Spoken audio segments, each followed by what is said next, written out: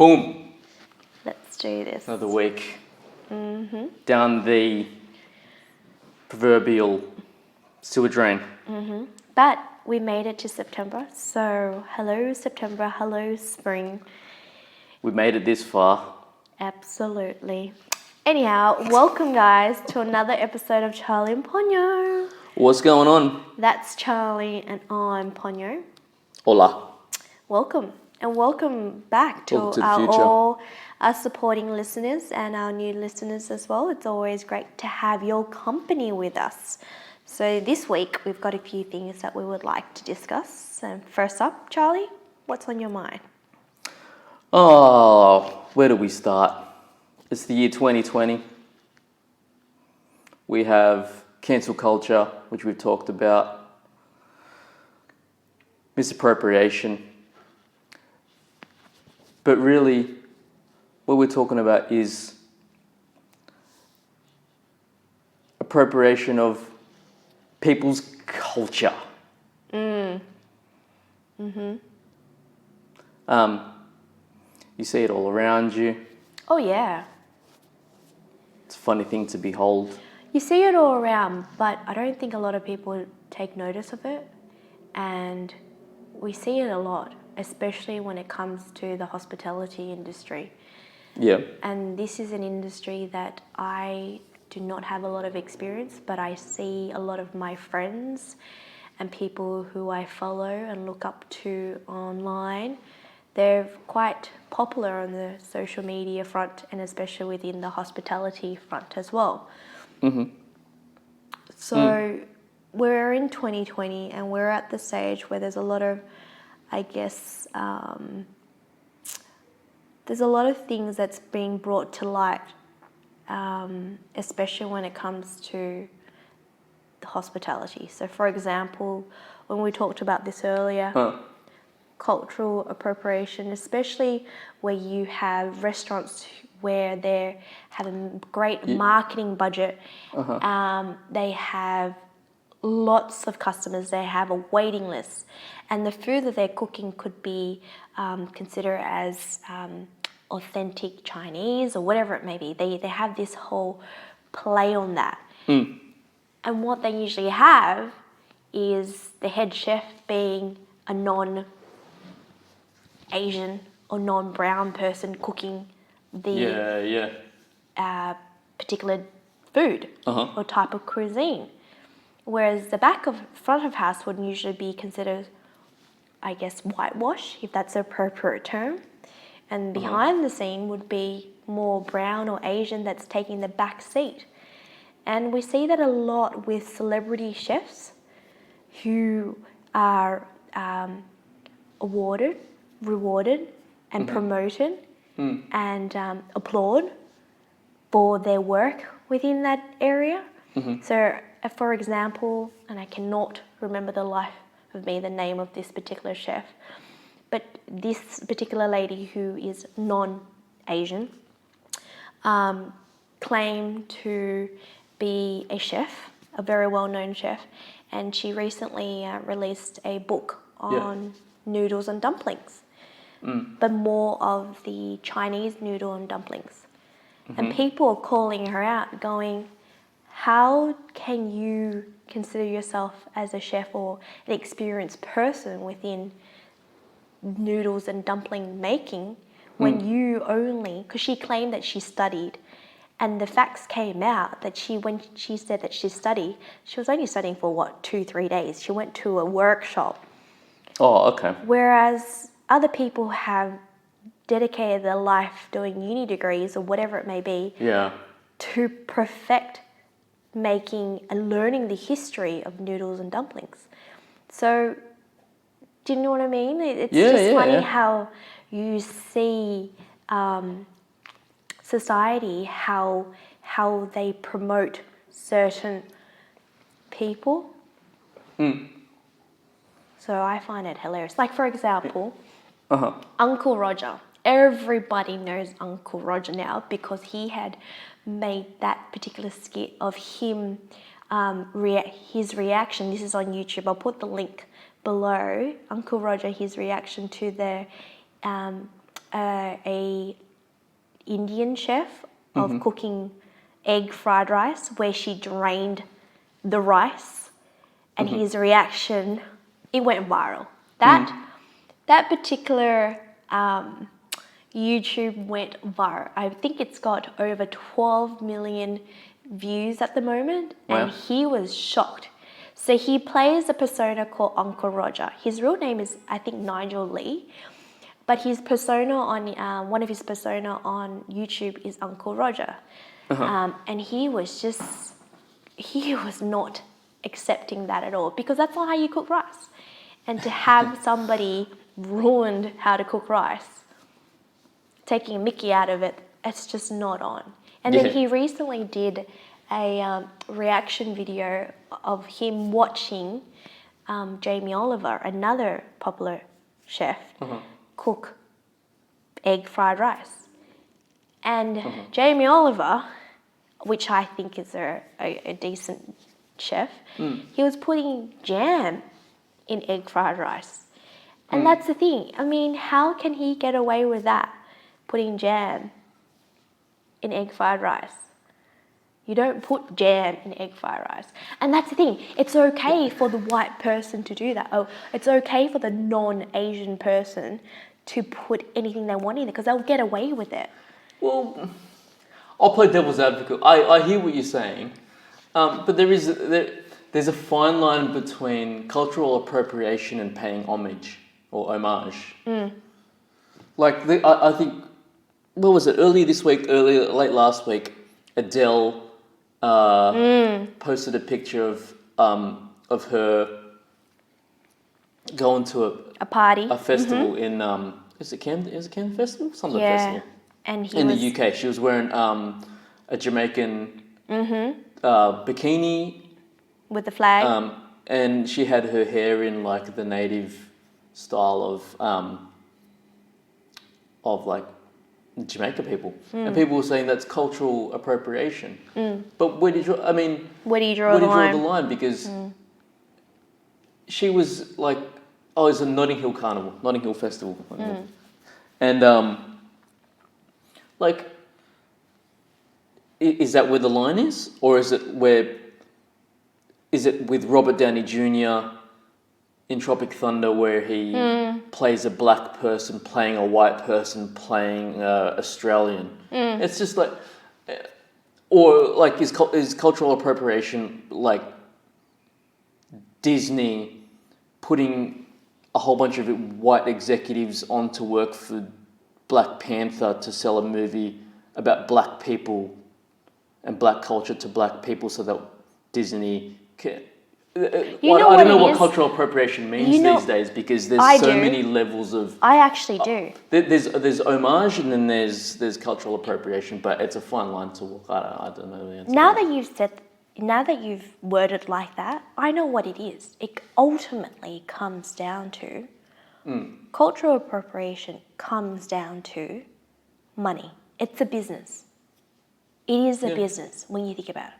So, for example, Black Panther, when it comes to these celebrity chefs, it's all about how many views, how much money, how much dollar they can put into the bank account. Well, that's true. But and with that being said, that's why it's called show business, not show appropriate friends, business. like, and just have a good time on TVs and movies and stuff. It's show business. It's a business. It's a place of people's work.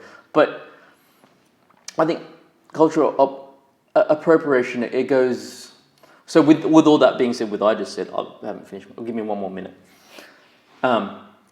Cultural appropriation can sometimes work the opposite and work in a good way.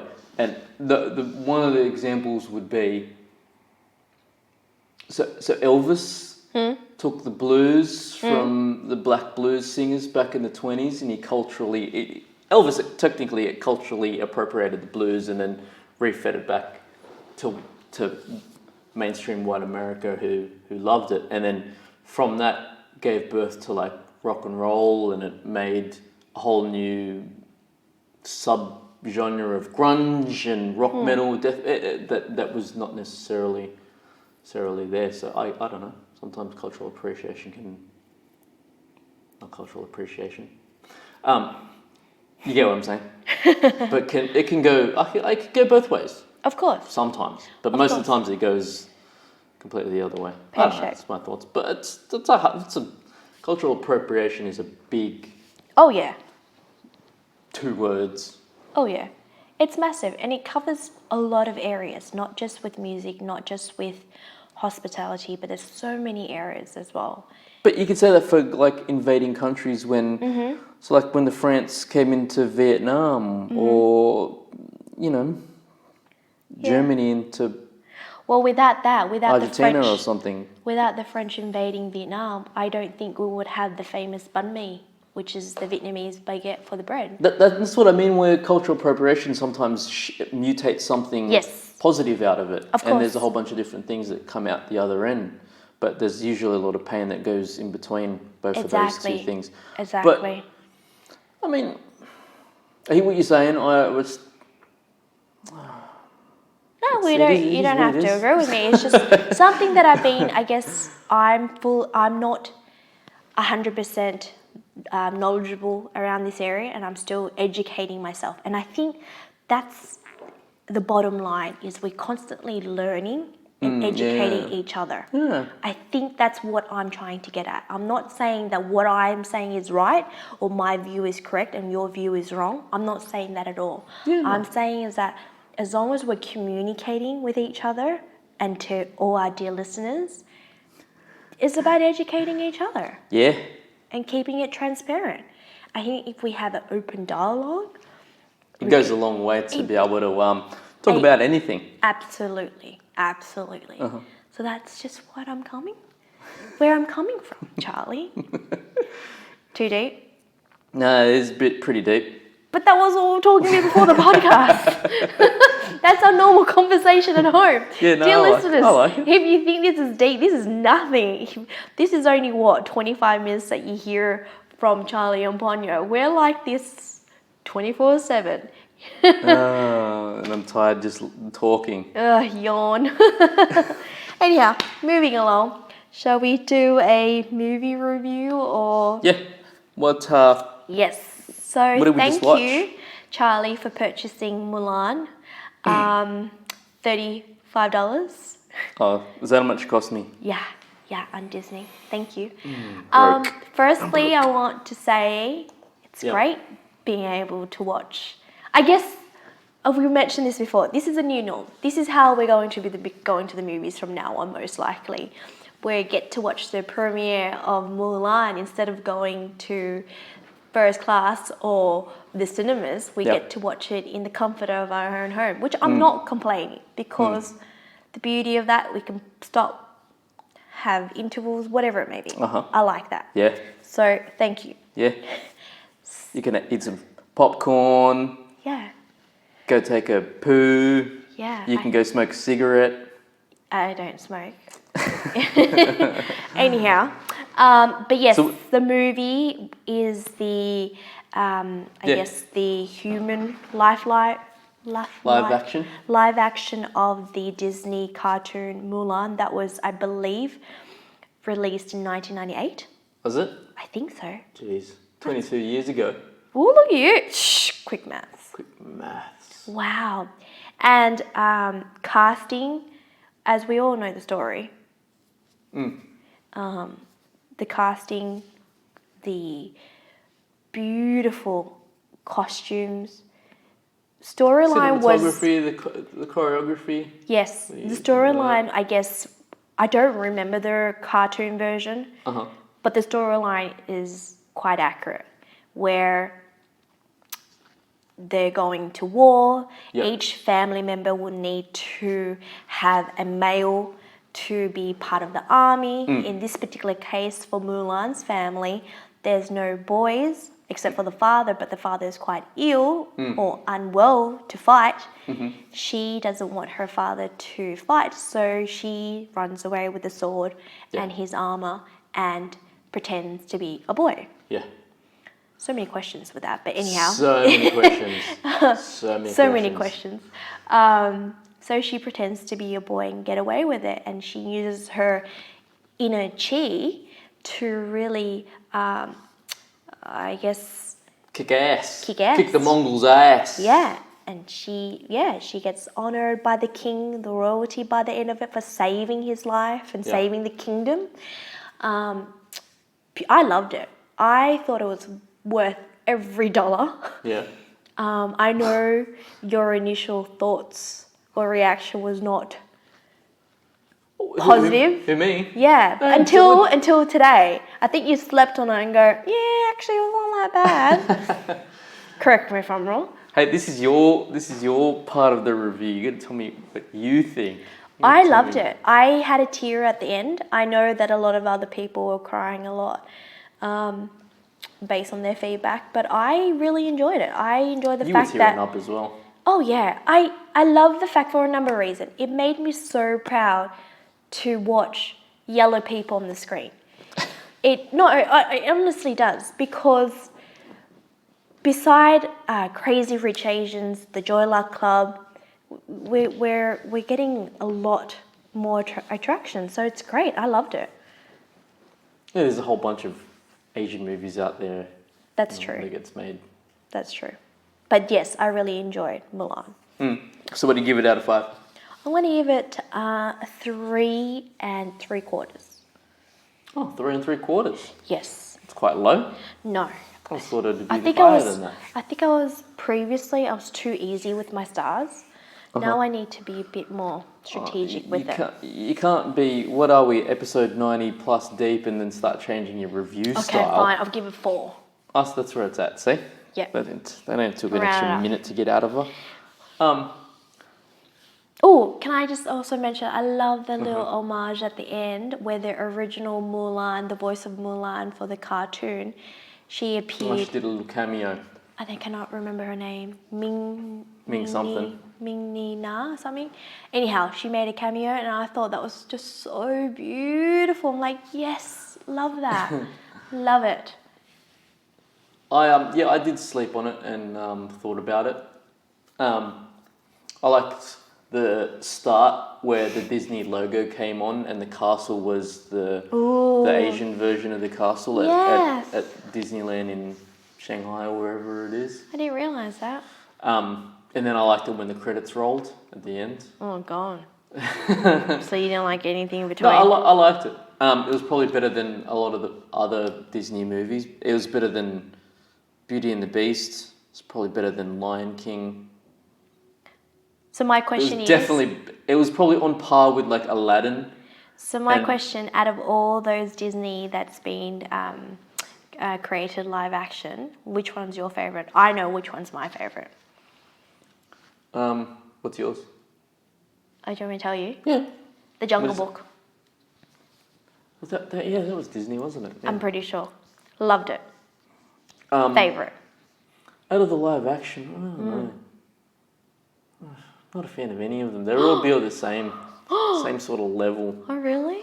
Yeah, well, I'm an 80s kid, so I grew up on Goonie. Little Mermaid, Lion King. So you prefer the cartoons. So it was always just one of those things where it's nice that they make them live action. But this one didn't have any songs. You're a musical fan. I like You're a a good gangster musical. that likes a bit of musical. Listen to a bit of Nas and I listen to a bit of musicals. So it's one of my favourite movies, that one with Ryan Gosling and Emma Stone. La La Land. Yes. It's the movie that made me cry. Sure did. I love a good musical. Moulin Rouge. Romeo and Juliet. Even that's not a musical. Les Mis. Actually, not the movie. The movie sucked balls. You prefer the Broadway? Yeah, Broadway. I didn't get to see that.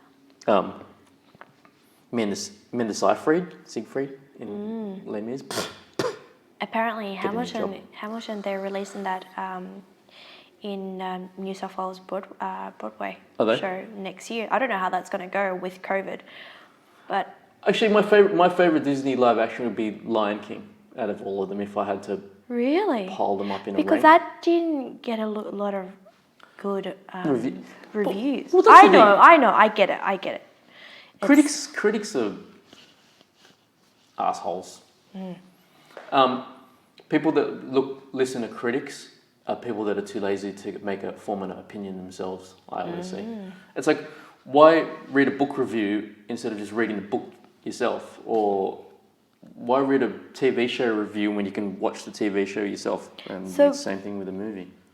Well, we could say the same thing of listeners, our dear listeners listening to us, because we're giving you a review. Yeah, that's true. Just see it for yourself. Please don't stop listening to us. No. Anyhow. But that's the beautiful thing about free will. That was going to be my topic. So I gave it 2.7 stars. Oh, that's more than a pass. Just because it looked nice. That's the beautiful thing about free will. That's the topic that I was going to talk about. Well, you have the right to express what you think of the movie, honey. I do. There you go. People have the I wouldn't say God-given right, because but people have the right to think and feel and talk and do and say what they want. But at the end of the day, you have to be held accountable for your Of actions. course, absolutely. And what you not what you say, but what your actions are, because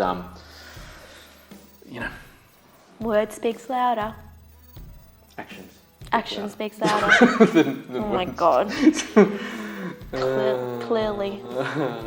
I need to go to sleep now. Sleep when you're Dead. COVID free. But yeah, free will. It's a beautiful thing. Don't waste it.